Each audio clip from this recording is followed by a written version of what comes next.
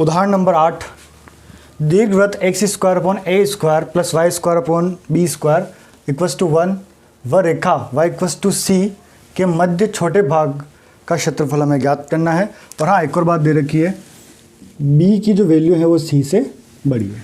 Okay, तो हमें इसके अंतर्गत आने वाले छोटे भाग का क्षेत्रफल हमें ज्ञात करना है। तो देखो, सबसे पहले अगर अपन यहाँ देखें तो यहाँ दिख रहा है हमें दीर्घवृत्त, और दीर्घवृत्त के बारे में ये नहीं बताया गया कि बी ए से बड़ा है या ए बी से बड़ा है।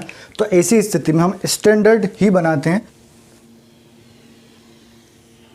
ये अंडाकार आकृति। ओके, तो यहाँ से तो हो जाएगा ये a,0, यहाँ पर हो जाएगा 0,b और ये हो जाएगा मूल बिंदु। इसके बाद इसने कहा है कि y इक्वल्स टू सी, जो b से छोटा है, तो हम क्या करेंगे, इसको यहाँ पर ले लेंगे और यहाँ लिख देंगे y इक्वल्स टू सी। उसके बाद यहाँ पर b, तो ये वाला जो एरिया है ये हमको ज्ञात करना है। ओके, अगर इसको ज्ञात करने के लिए हम सबसे पहले क्या करते हैं, देखो एक स्ट्रिप लेते हैं छोटी सी, और क्योंकि ये y अक्ष से जुड़ा हुआ तो अपन यहाँ से ले लेंगे dy। ओके, dy मोटाई की एक स्ट्रिप ले ली। अब अपन क्या करेंगे कि यहाँ से क्षेत्रफल निकालेंगे। और हाँ, एक और चीज़, अगर आप यहाँ पर देख पा रहे हो या पहचान पा रहे हो, तो ये जो कर्व है ये एक दूसरे के y अक्ष के प्रति सममित है, यानी कि हमें इसका क्षेत्रफल निकालकर इसका 2 से गुणा करना होगा। ओके, तो देखो, अगर बात करें अपन यहाँ से, तो हम क्या करेंगे, अभिष्ट क्षेत्रफल इक्वल्स टू,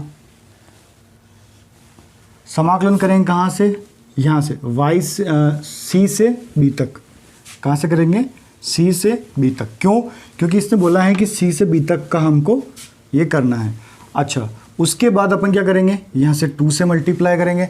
2 से मल्टीप्लाई क्यों किया, क्योंकि ये एक दूसरे के सममित है। ओके, अब हम क्या करते हैं, x और यहाँ पर dy।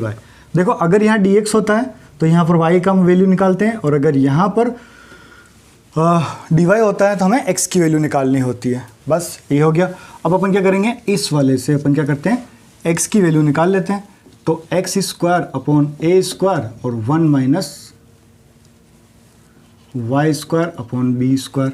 अगर अपन एलसीएम लेते हैं तो यहाँ पर इसका मल्टीप्लाई इधर, इसका मल्टीप्लाई इधर, तो बन जाएगा b square minus y square upon b square. ये तो बन गया।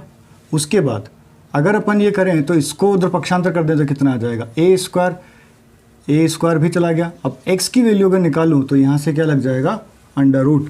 तो देखो, अंडर रूट से यहाँ से अगर अपन वैल्यू निकालेंगे तो ये बचेगा a अपॉन बी, उसके बाद अंडर रूट के अंदर b square minus y square, और यही होगा हमारे पास x की वैल्यू।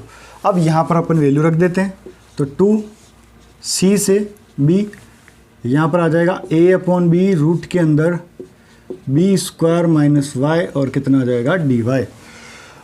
जो कांस्टेंट है उनको तो बाहर निकाल दो। तो कांस्टेंट को अगर मैं बाहर निकालूं तो यहाँ बचेगा 2a अपॉन बी, c से b, और रूट के अंदर b square y square dy।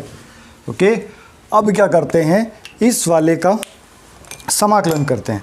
और समाकलन करने के लिए हमारे पास यहाँ पर डायरेक्ट एक फॉर्मूला होता है जिसको इस प्रकार से लिखा जाता है। देखो, यहाँ पर ए स्क्वायर लिख देता हूँ क्योंकि फॉर्मूला ए स्क्वायर के फॉर्म में ही है। A square minus x square और कितना dx, x/2 रूट के अंदर A square minus A X square plus A square by 2 sine inverse x upon A. ये वाला फॉर्म का फॉर्मूला होता है। और यहाँ पर अगर समाकलन हो तो प्लस क्या होता है, c होता है। ओके, तो इसी को ही अब अगर अपन यहाँ पर रख दें तो केवल एक बात का ध्यान रखना है कि जहाँ जहाँ a आ रहा है वहाँ पर हमें क्या रखना है, b रखना है। तो देखें, 2a अपॉन बी तो बिल्कुल सेम टू सेम रहेगा।